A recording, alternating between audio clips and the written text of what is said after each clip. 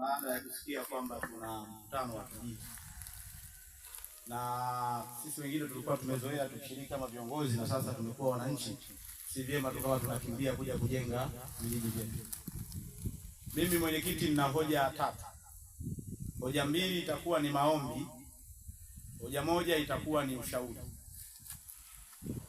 Maombi yangu ya kwanza, nimemkuta mzee Kipingu akizungumza hapa na mimi nilimuelewa kwenye baadhi ya hoja za msingi.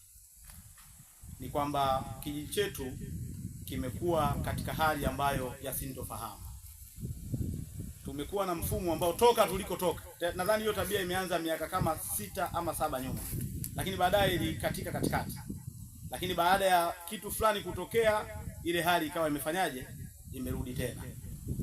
Na hali yenyewe ni baada ya sisi wengine ambao tumekuwa viongozi kuondoka kwenye madaraka, kwamba tunakuwa na experience kwamba labda mimi nikiwa diwani basi nitakuwa diwani mpaka nakufa, labda huyu akiwa mwenyekiti basi atakuwa mwenyekiti mpaka anakufa, labda huyu akiwa mjumbe wa kamati fulani ama si mwenyekiti wa kamati ya fedha atakuwa mwenyekiti wa fedha mpaka anakufa, labda huyu akiwa si mjumbe wa nyumba 10 atakuwa mjumbe wa nyumba 10 mpaka anakufa.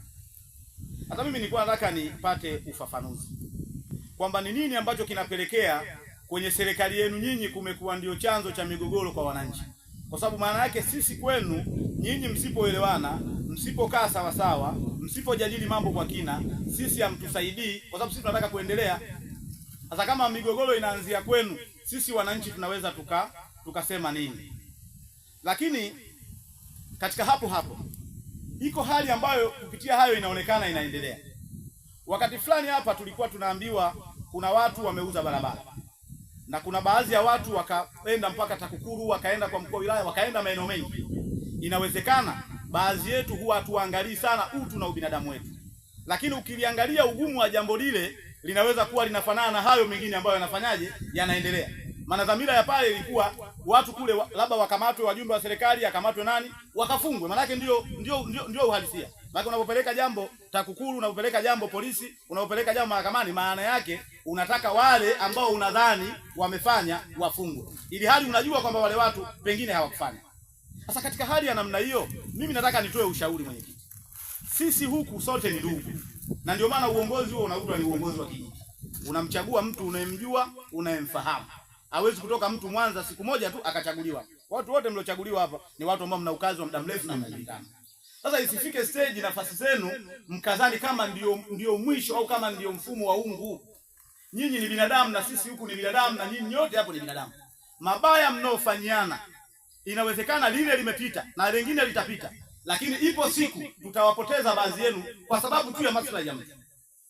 Sasa sidhani kama sisi kama wananchi tutafurahi kuona, manake hapo utamwangalia mjumbe fulani ndugu yangu, mjumbe fulani kaka yangu, mjumbe fulani shemeji yangu. Sidhani kama yuko mtu anaweza kufurahi nyinyi mpotee hapo mliko. Kwa hiyo nadhani njia bora ambayo mnapaswa kuifanya, hebu kaeni kama serikali mzungumzo. Lakini kupitia hilo pia kumekuwepo na jambo lingine. Nyinyi hapo kwenu mmekuwa hamna siri, mko uchi.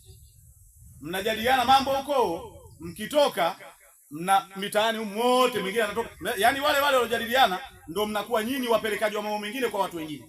Kiasi kwamba sisi kama wananchi tunakosa tujue tushike kipi. Huku tunaambiwa hili, huku tunaambiwa hili, huku tunaambiwa hili. Tunakwendaje kujenga serikali ya namna hiyo?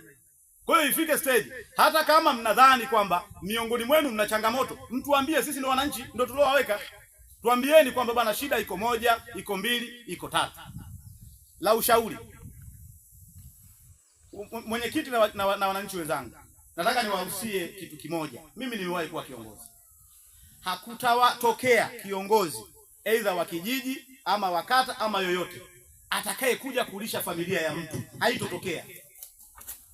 Inawezekana kuna watu wanatuaminisha wangelikuwa wao kuna kitu kingekuepo. Kwani wengine si walikuwepo nyuma walikuwa wanatulisha? Mimi nadhani mwenyekiti, lazima sisi wananchi tukubaliane kwamba kutokea kiongozi yoyote atakayelisha familia zetu. Hasa nyewe mnatusumbua. Mlikuwa na vyeo vya kukusanya fedha, wengine vimeondoka. Kakaa mwingine tayari bifu na serikali yenu. Tayari mnatoa mambo yenu, mnakuja kutuambia sisi. La mwisho mwenyekiti, ambalo nadhani baada ya hapa nataka nikae, ni kuombe kitu kimoja. Mkutano huu naamini kwa namna nilivyosikia tangazo ni mkutano wa kwako. Tufocus kwenye mambo ya maendeleo ya wananchi. Mimi watu ambao tuko hapa miaka mingi tunaikumbuka Kolago ya miaka 10. Haikuwa hii.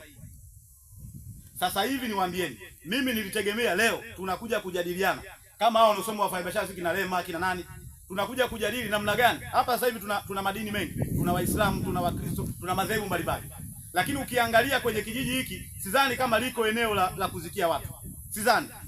Na tunapokwenda miaka 5 10 mbele hatutokuwa na uwezo wa kupata eneo la namna hii. Sasa wewe leo hii unasema Lema umtaki. Lema ndio mwenye mapori kijiji kizima. Unataka eneo wewe la kuzikia, nani unakwenda kumwomba?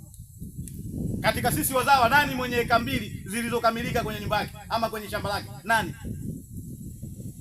Kwa hiyo mimi nadhani sisi kama wananchi ilikuwa ni muda sasa wa kuwatumia hawa wawekezaji. Walikopata wamepata, yako maeneo wamechimba, yako maeneo kuna mashimo, lakini eneo likichimbwa mchanga makaburi hayafai.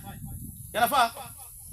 Lakini sisi hapa tulipo tuna mark time, tunabwatizana, tunasemana. Hivi leo hii sisi hata tukimwambia huyo diwani, tukimwambia huyo mbunge, tuletewe mradi lete kwa mfano wa kituo cha afya tukatia kijiji. Tunakwenda kujenga wapi?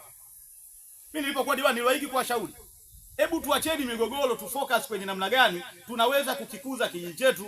Sasa hivi Kolago inaweza kama ni kijiji chenye mji kuliko vijiji vyote vya kata hii. Tunajiandaa kuwa kina nani? Tunajiandaa, tunategemea tutapata hela za mchanga. Tunategemea sisi wote tutakula hela za kijiji. Hatuwezi wote kula hela za kijiji. Sisi tutahangaika na viongozi nyote muondoke. Watakao kaa hapo hawatozidi idadi hiyo 25. Sisi hapa tuko ngapi? Maana sisi wote tukija huko bado kuna watu watabaki nyuma huko. Kwa nao wabwate sasa wasemba nao hawafai, tunafaa sisi. Mheshimiwa Mwenyekiti, hebu tuongoze katika mifumo iliyonyooka. Hii mambo ya barua nadhani Mwenyekiti utatujibu, kuna mengine tunataka tuchangie. Tunataka tushauri kwa sababu ifike stage wananchi wa kijiji hiki, hebu tuamue kusimama kwenye namna ya kutafuta maendeleo yetu. Tuachane na migogoro kwa sababu migogoro huwa haijengi kwenye vijiji. Vijiji vingi vimesubiri, vimechelewa kwa sababu ya migogoro kama hii ambayo watu wanatafuta maslahi binafsi, wanatutengeneza sisi wananchi tuchukie watu kwa ajili ya maslahi yao. Nakushukuru sana Mheshimiwa Mwenyekiti.